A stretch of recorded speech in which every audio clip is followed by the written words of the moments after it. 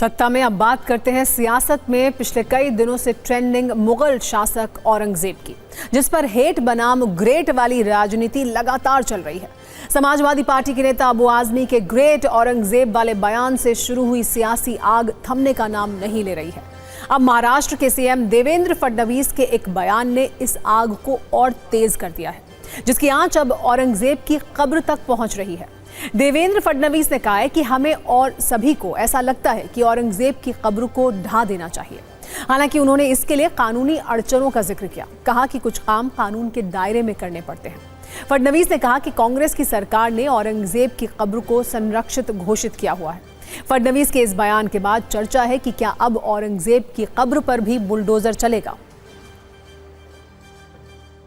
साहेब, आम्हालाही प्रत्येकाला असंच वाटतं, फक्त काही गोष्टी कायद्याने करावे लागतात, कारण ती संरक्षित आहे।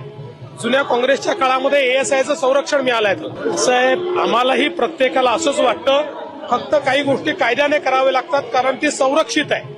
जुन्या काँग्रेसच्या काळामध्ये एएसआयचं संरक्षण मिळालंय। औरंगजेब की जिस कब्र को ढहाने की बात हो रही है वो महाराष्ट्र में औरंगाबाद जिले के खुलदाबाद में है। सीएम फडणवीस से पहले बीजेपी के दूसरे कई नेता भी औरंगजेब की कब्र पर बुलडोजर चलाने की मांग कर चुके हैं। अब इस कब्र का कनेक्शन फडणवीस ने कांग्रेस से जोड़ा तो इस पर राजनीतिक रिएक्शन भी शुरू हो गए।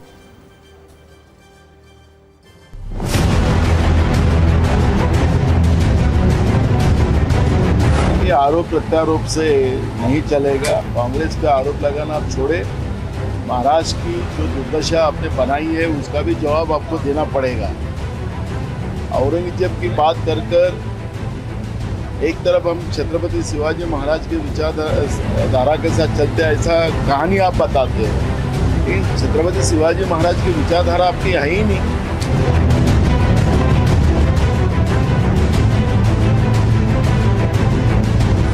तो महाविकास आघाड़ी के जो भूमिका है वो कब्र को कायम रखने की है, महायुति की है। किसी ऐसे औरंगजेब जैसे व्यक्ति का उदात्तीकरण नहीं होना चाहिए। वो इस देश का आक्रमणकारी था, दुष्ट बुद्धि का था। रावण के बाद औरंगजेब दुष्ट था। कि खबर को छुपाने के लिए कब्र की बात हो रही है।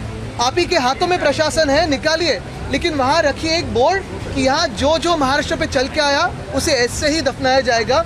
फिर वो औरंगजेब हो, सोलापुरकर हो, कोरटकर हो या जो भी इस महाराष्ट्र के विरोध में काम करे। जो लोग औरंगजेब का उदात्तीकरण करने वाले को अपने साथ में लेके राजनीति बना रहे, उनको पूछना चाहिए। हमारी मांग तो ये है कि छत्रपति शिवाजी महाराज हो या छत्रपति संभाजी महाराज हो, उनका रिस्पेक्ट होना चाहिए।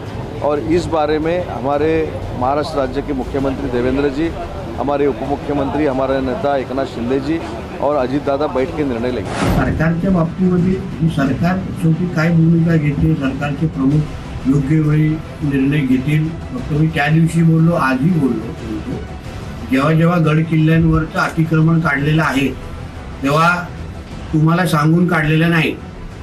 आमचे पोलीस खातं, आमचं सरकार योग्य वेळी निर्णय घेतील।